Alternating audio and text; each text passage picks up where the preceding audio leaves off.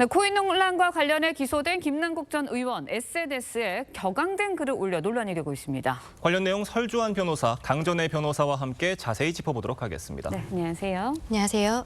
네, 먼저 이제 김남국 전 의원이 받고 있는 혐의 어떤 건가요? 지금 김남국 의원 같은 경우에는 지금 일단은 재산 신고를 잘못했다라는 것으로 기소가 되었습니다.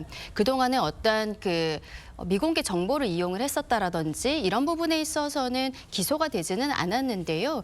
일단은 처음에 본인이 신고했었던 재산에 맞춰서 가상화폐를 다시 매도를 하고 그리고 그것을 현금화 시켜서 기존에 본인이 재산 신고를 했었던 금액과 맞춰서 다시 재산 신고를 한 것입니다. 그래서 이것이 위계에 의한 업무집행 방해로서 지금 기소가 됐는데 네. 국회에서는 국회의원들의 재산 신고를 해야 되는 업무가 있거든요. 그래서 결국에는 국회 업무를 방해하였다라는 혐의로서 기소가 된 것입니다. 네.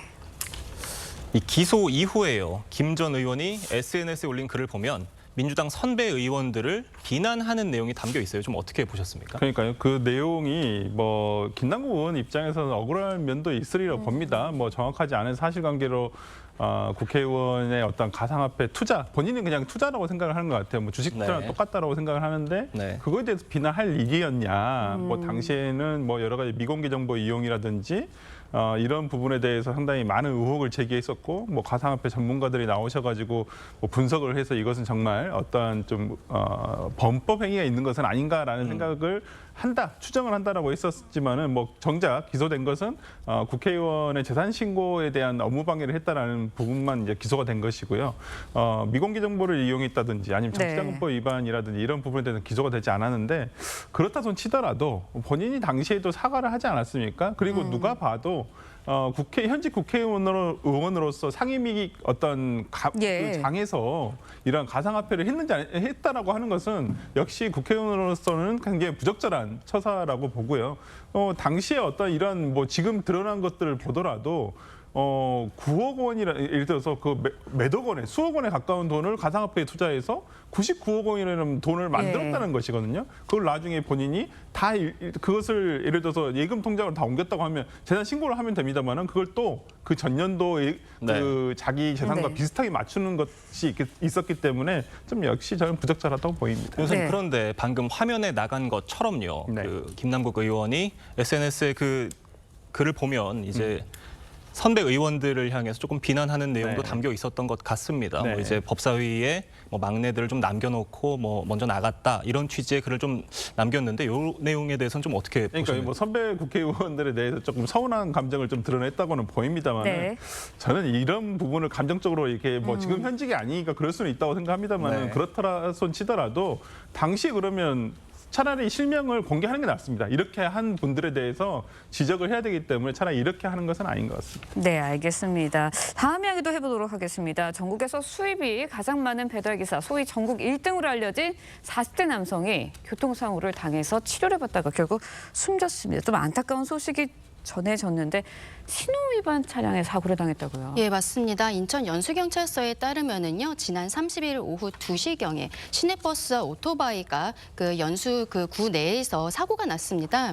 시내버스가 일단 신호위반을 하면서 가다가 오른쪽 차선에서 가던 오토바이를 사고가 나게 된 것인데요. 이 오토바이 사고가 난 라이더 같은 경우에는 오랫동안 치료를 받다가 25일에 결국 사망한 것으로 알려졌습니다. 그런데 이 라이더가 기존에 TV와 유튜브를 통해서 언론에 알려진 분이었었거든요. 2022년에 전국 라이더 중에서 가장 많은 배달을 했었던 것으로 월 수익이 한 1,200만 원 정도에 이르는 것으로 알려지면서 유튜브를 통해서 이미 소개가 되었던 분인데 이분이 결국에는 시내버스의 신호 위반으로서 사망에 이르게 돼서 굉장히 좀 안타까움을 자아내고 있습니다. 네. 이 숨진 배달기사 전모 씨는요. 생전 성치 않은 몸으로 자신의 일을 성실히 해왔다고 합니다. 과거 인터뷰 영상 함께 보겠습니다.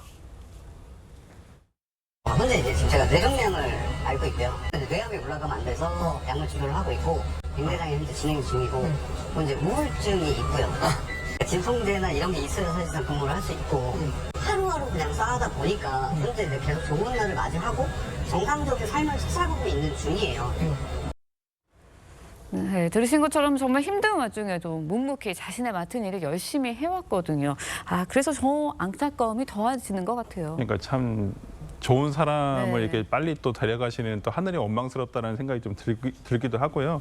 그러니까 이 전 씨 같은 경우에는 2022년도에 전국을 통틀어서 가장 많은 배달을 했었었는데 특히 이제 주로 그 인천 송도에서 많은 배달을 했었는데요. 그러니까 매일 오전 9시에 출근해서 그 다음날 새벽 3시까지 계속 배달을 했다고 하거든요. 그만큼 본인의 어떤 정상적인 삶을 찾아가기 위해서 하루하루 정말 노력을 해왔었는데 부득이하게 본인의 어떤 과실도 아니고 그렇죠. 본인의 불법 행위도 아니고 어떤 상대 차량의 불법 행위로 인해서 이렇게 운명을 달리한 것에 대해서 상당히 안타까움이 더 짙어지는 것 같습니다. 네. 네. 다음 이야기 짧게 짚어보도록 하겠습니다. 이 술에 취한 채 차량을 몰고 귀가했던 40대 남성이 경찰에 붙잡혔습니다. 잡고 보니 무면허에 다른 사람의 차량으로 집까지 갔다고 해요. 네, 울산에서 있었던 일인데요. 지난 21일 밤 10시경에 한 시민이 본인의 차가 도난이 되었다라고 신고를 하였습니다. 본인은 차를 세워두고 그리고 차 안에다가 그 차 키를 두었다고 하는데요. 한 네. 5분 정도 동네를 산책하고 돌아오니까 갑작스럽게 본인의 차가 없어졌다고 경찰에 신고를 하게 된 것이죠. 경찰에서 CCTV를 보니까요. 40대 남성이 비틀거리면서 이 차에 들어간 다음에 자연스럽게 차에 시동을 걸고서는 차를 가지고 없어지는 이런 모습들이 찍혔습니다. 네. 이 경찰에서는 한 3시간 정도를 추적을 해서 결국에는 차를 찾아냈는데요. 예. 이 차를 가져갔던 사람이 결국에는 술이 취해서 본인의 차인 줄 알고 이 차를 운전을 한 이후에 본인 집에 가져가서 주차를 한 채로 자고 있는 상황이었습니다. 경찰에서는 차량을 가져간 사람을 긴급 체포를 한 상황입니다. 차를 가져간 사람 입장에서는 본인이 동료들과 회식을 하였는데 이게 술에 취한 채로 본인의 차와 같은 예. 색깔이었어요. 차가 네. 마침 본인 차도 그렇고 이제 도난한 차도 흰색이었는데 같은 차인 줄 알고 그리고 또 안에 키가 있었기 때문에 그 시동이 걸려서 음주를 한 상태로 차를 가지고 본인 집으로까지 가게 되었다라고 지금 진술하고 있는 것으로 알려지고 있습니다. 네, 설주환 변호사님께 여쭤볼게요. 이런 네. 경우에 처벌 어떻게 되나요? 처벌하는 조항이 있습니다. 형법에 그래요? 331조의 2에 보면 네. 자동차 등 불법 사용죄라는 게 있습니다. 그러니까 우리가 이것을 이제 학문적 용어로는 사용절도라고 합니다. 그러니까 불법 용도의 의사가 없이 내가 이거 가져갈 의사는 없었지만 잠시 사용할 관리자의 의사에 반해서 이것을 잠시 사용할 의도로 어떤 자동차, 선박, 예. 그다음에 뭐 우리가 오토바이 이런 것들을 이용했었을 때는 처벌하는 죄인데 3년 이하의 징역이나 500만 원 이하의 벌금의 형에 처하는 경우가 생기는데요. 저는 이 사례에서도 절도, 그다음 사용절도가 되겠죠. 그다음에 네. 음주운전, 무면허 운전까지 해가지고 아마 수사가 돼서 이제 검찰에서 아마 기소를 하지 않을까라는 생각을 해봅니다. 네, 알겠습니다. 오늘 사회 이슈들 두 분과 함께 말씀 나눠봤습니다. 고맙습니다.